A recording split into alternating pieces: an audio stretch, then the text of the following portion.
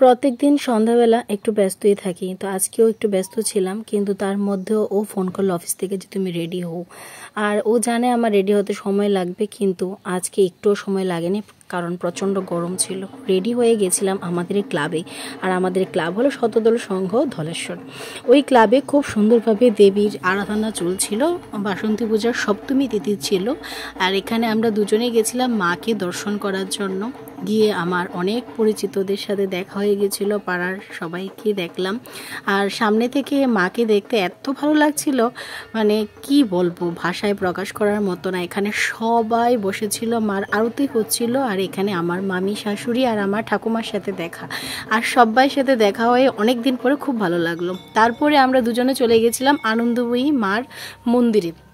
আর এই মন্দিরটা খুবই শান্তির জায়গা আমি মনে করি, হয়তোবা আমার মতো তোমাদেরও হতে পারে। জায়গাটা খুব ভালো লাগে, ছোটবেলা থেকে এখানে আসতাম, আর যখন কলেজে পড়তাম এই জায়গাটা তো খুবই প্রিয় ছিল।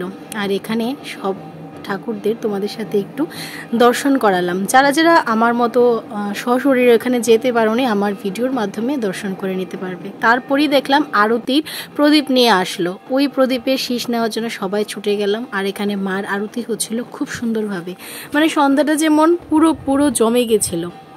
এক একটা সন্ধ্যা থাকে, মন ভালো থাকে না, কিন্তু এইসব জায়গাতে যাওয়ার পর, মাকে দর্শন করার পর, এত সুন্দর ঢাকের শব্দ, আরতির, আর মানে আরতির যে প্রদীপের যে শীষটা, ওটা নেওয়ার পর মনে হয় মন প্রাণ সব ঠান্ডা হয়ে যায়, সব জুড়িয়ে যায়। হয়তোবা আমার ভাগ্য ছিল, তার জন্য আমিও সেটা পেয়েছিলাম। প্রচণ্ডই সুন্দর একটা পরিবেশ ছিল। তারপর এখান থেকে আমরা বেরিয়ে গেছিলাম, ঘরের কিছু জিনিসপত্র নিতে লাগবে, তার জন্য বিশালে গিয়ে দেখলাম অনেক অফার চলছে, কিন্তু অনেকটা ভিড়ও ছিল। তারপরে বিশালে গেলে আমাদের মেয়েদের একদিকেই চোখ যায়, প্লেট বাটি এসব।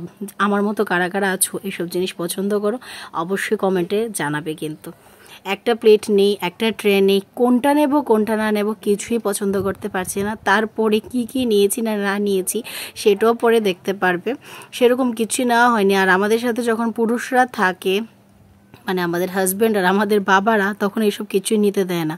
এটা হয়তো বা আমি না, আমার মতো অনেকের সাথে হয়ে থাকে। কিন্তু এখানে খুব সুন্দর সুন্দর জিনিস ছিল, যারা যারা এইসব ভালোবাসো নিয়ে আসতে পারো। আর যাই হোক, আমার প্লেট নিতে খুবই ভালো লাগে। এই প্লেটটাই আমি নিয়েছিলাম, আগের কোনো কিছুই নেওয়া হয়নি। আর এই প্লেটটা নিয়েছিলাম আমার কিছু দরকারের জন্য, প্লেটটা আমার খুব ভালো লাগলো। তারপরে গেলাম বিলিং কাউন্টারে যাওয়ার সময় দেখলাম পাপোশও ভালোই লাগে। বিলিং কাউন্টারে ছিল অনেকটাই ভিড়। তারপরে আমাদের এই সেই প্রিয় জায়গাটা, যে জায়গাটা কিছু বাজে মানুষদের জন্য আজকে খুব বাজেভাবে ভাইরাল হচ্ছে, কিন্তু জায়গাটা ছিল খুবই সুন্দর, খুবই শান্তির জায়গা, একটা ঐতিহ্যপূর্ণ জায়গা। যাই হোক, কি আর করব, সবাই তো একরকম না। তো আজকের ভিডিওটা এখানেই শেষ করছি। যদি কিছু ভালো লাগে অবশ্যই লাইক করো। Tata, by.